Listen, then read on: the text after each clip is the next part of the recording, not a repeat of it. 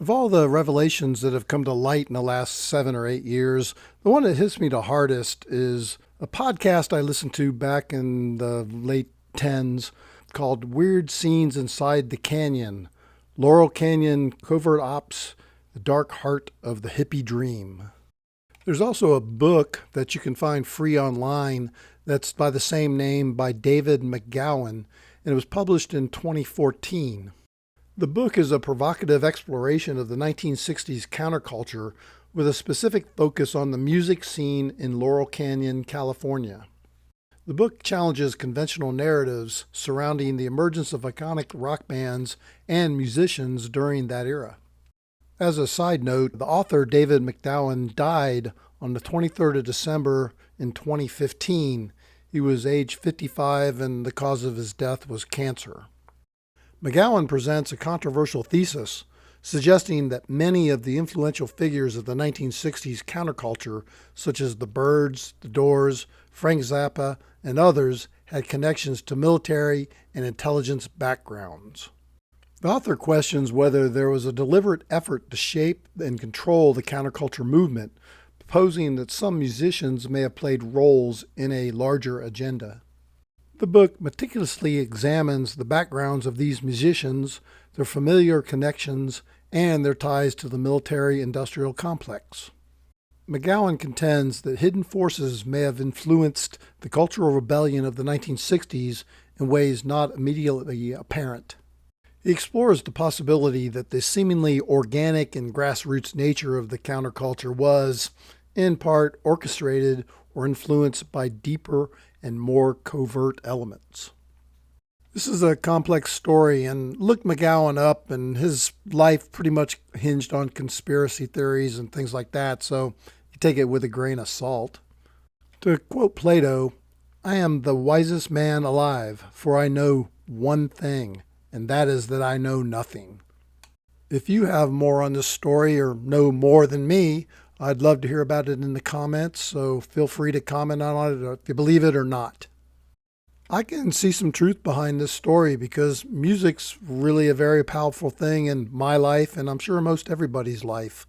That special song can bring back memories, feelings, and everything from your past, so it's very down there in your subconscious, and it's something that could be used by nefarious agents.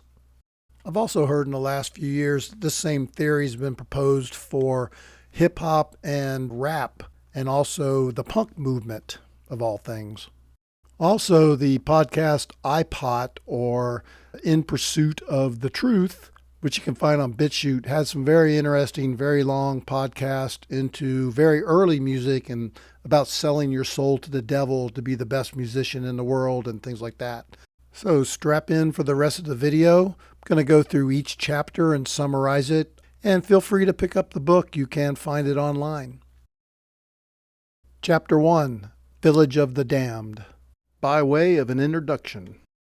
In the first week of August 1964, U.S. warships under the command of U.S. Navy Admiral George Stephen Morrison allegedly came under attack while patrolling Vietnam's Tonkin Gulf. This event resulted in immediate passage by the U.S. Congress of the Tonkin Gulf Resolution, which led quickly to America's deep immersion in the Vietnam War. Before it was over, 50,000 Americans were dead and millions of Asians. In February of '65, the U.S. started bombing North Vietnam, and then by March of 1965, they started Operation Rolling Thunder, which was B-52s bombing the crap out of them. By the end of 1965, U.S. troop strength had surged to 200,000. At the same time, while the war was ramping up, a new scene was just beginning to take shape near the city of Los Angeles. In the small, isolated community known as Laurel Canyon, musicians, singers, and songwriters suddenly begin to gather as though summoned there by some unseen Pied Piper. Within months, the hippie flower child movement begins there, along with a new style of music that will provide the soundtrack for the turbulent second half of the 1960s. Beginning in the mid-1960s and carrying through the decade of the 1970s, an uncanny number of rock musician superstars will emerge from Laurel Canyon. The first album to come out of Laurel Canyon was The Byrds' Mr. Tambourine Man. It was released in the summer solstice of 1965. The largest star out of that band would prove to be David Crosby. The next album, released in January of 1966, was If You Can Believe Your Eyes and Ears. This was from the John Phillips-led Mamas and Papas. Then in May of 1966, Love with Arthur Lee. Then in June of 1966, Freak Out by Frank Zappa and the Mothers of Invention. October of 1966, Buffalo Springfield, which featured Stephen Stills and Neil Young. And then in January 1967, The Doors, which featured the iconic Jim Morrison, who was one of the earliest on the Laurel Canyon Sunset Strip scene. Curiously enough, though, the self-proclaimed Lizard King had another claim to fame as well. He is the son, as it happens, of the aforementioned Admiral George Stephen Morrison. Now, that's a fact. His dad was directly involved in the Tonkin golf incident, and then he ends up being a massive rock star. So I can see the hypothesis kind of fitting. But Jim Morrison's story is not in any way unique.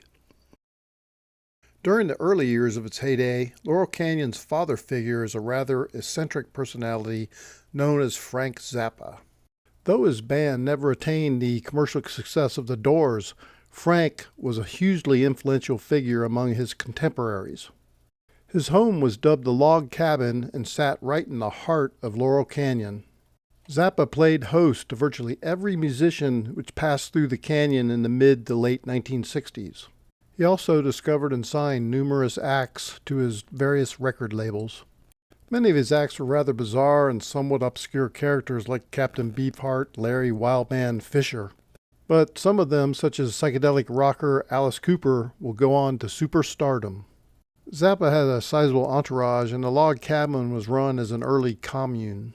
The Log Cabin was a cavernous 5-level home that featured a 2,000-plus square foot living room with 3 massive chandeliers and an enormous floor-to-ceiling stone fireplace.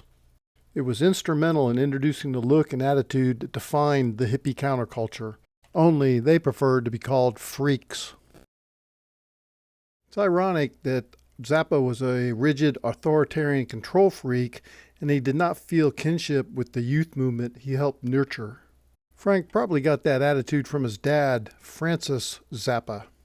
And if you haven't guessed it already, he was a chemical warfare specialist at Edgewood Arsenal near Baltimore, Maryland, which was the longtime home of America's chemical warfare program, as well as a facility frequently cited for being deeply enmeshed in MK-Ultra operations.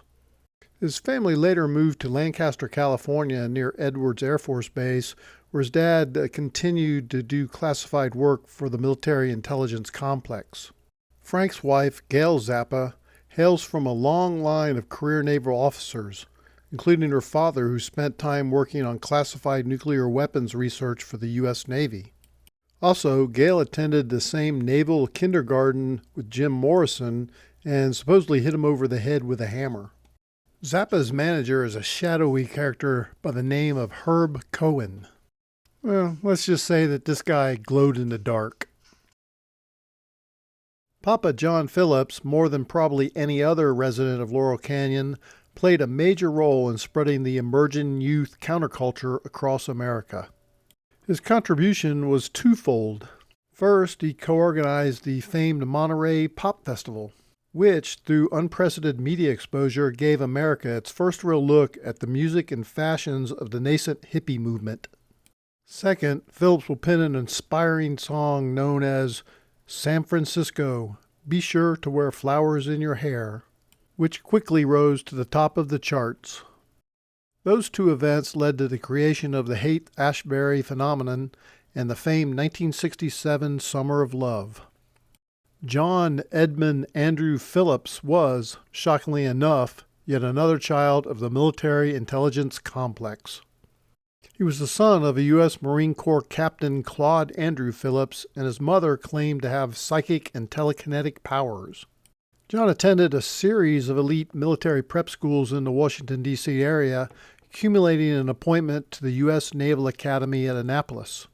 You could pretty much say that his whole family worked for the federal government or the military in some form or fashion. John did say he didn't glow, but before his music career, he did seem to find himself in quite unusual places, such as like Havana, Cuba, right at the height of the Cuban Revolution. So, I don't know. Well, let's move on to yet another of Laurel Canyon's earliest and brightest stars, Mr. Stephen Stills. Or is that Stephen Stills?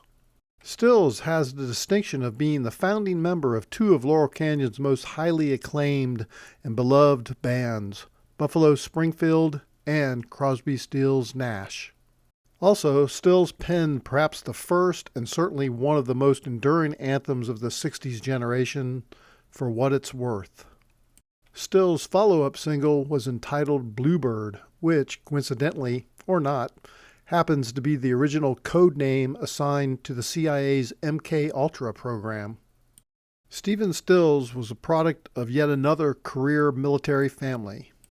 Raised partly in Texas, young Stephen spent large swaths of his childhood in El Salvador, Costa Rica, the Panama Canal Zone, and various other parts of Central America alongside his father. He was educated primarily at schools on military bases and at elite military academies. The funny thing that is that Stephen would later tell anyone who would sit and listen to him that he had served time for Uncle Sam in the jungles of Vietnam.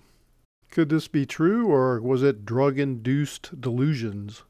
But it was an undeniable fact that the U.S. had thousands of advisors, that's to say CIA and Special Forces operatives, active in the country for a good many years before the arrival of the first official ground troops. I don't know if it's true or not, but he would seem to have been a prime candidate for such an assignment. One of Laurel Canyon's most flamboyant residents was a young man by the name of David Crosby. He was a founding member of the band The Byrds, and, of course, Crosby, Stills, and Nash. Not surprisingly, he was the son of an Annapolis graduate and World War II military intelligence officer, Major Floyd Delafield Crosby. His dad spent most of his post-service time traveling the world, and those travels landed him all over the place. One place was Haiti, where he did meet up with Captain Claude Andrew Phillips, if you remember him from earlier. But David Crosby was much more than just the son of Major Floyd Delafield Crosby. David Van Cortlandt Crosby, as it turns out, is a scion of a closely intertwined Van Cortlandt, Schleider, and Van Rensselaer families. I probably butchered those, sorry. And you're probably thinking the Van Who families? Probably never heard of them. But if you look them up online, you could spend a pretty good amount of time just looking up on the power wielded by this clan for the last, 2.5 centuries. I guess you could say that if America had royalty, then David Crosby would probably be a duke or a prince or something similar. Another shining star in the Laurel Canyon scene, just a few years later, will be singer-songwriter Jackson Browne, who is, and I have to say it again, the product of a career military family. Browne's father was assigned to post-war reconstruction work in Germany, which very likely means that he was in the employ of the OSS, which was the precursor to the CIA. Other stars that emerged from Laurel Canyon that had military backgrounds in their family were the three members of the group America, Jerry Beckley, Dan Peake, and Dewey Bunnell. We also had Mike Nesmith of the Monkees and Corey Wells of Three Dog Night. They both arrived in L.A. not long after serving time with the U.S. Air Force. Nesmith had also inherited a family fortune estimated at $25 million. There's numerous other artists that are mentioned in the chapter, but for brevity I'm not going to go over all of them. Get the book and check it out. All these folks gathered nearly simultaneously along the narrow winding roads of Laurel Canyon. They came from across the country, although the Washington, D.C. area was noticeably overrepresented. They came even though at that time there was no music industry in Los Angeles, and there was no live music scene really to speak of. They came even though in retrospect there was no discernible reason for them to do so. In those days, the centers of the music universe were Nashville, Memphis, and New York. It wasn't the industry that drew the Laurel Canyon crowd, but rather the Laurel Canyon crowd transformed Los Angeles into the epicenter of the music industry. What inspired them to all head out west? Perhaps Neil Young said it best when he did an interview about why he headed out to LA in circa 1966. He said he and others were just going like lemmings. All right, well, that's the end of the intro and chapter 1. I'm going to do the other chapters here as separate videos to keep it more simple. I like to keep them about 10 to 15 minutes long. Keep an eye out for new videos on my channel. So that means if you made it this far, please subscribe, leave a comment, like, and we'll catch you on the next video.